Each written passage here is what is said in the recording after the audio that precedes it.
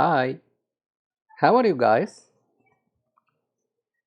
In this video, we'll try to solve this problem. Flat button.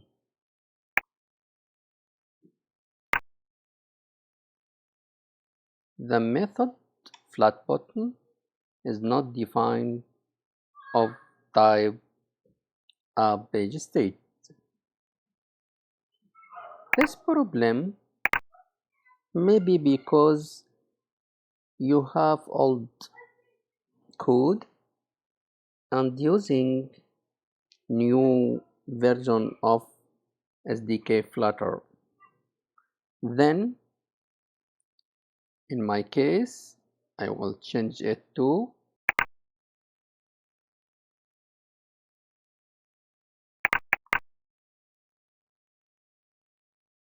text.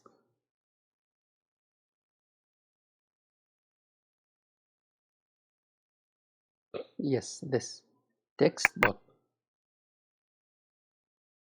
Now the problem is solved.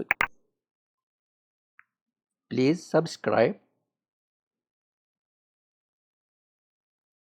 and like, and if you have any question, please write under video.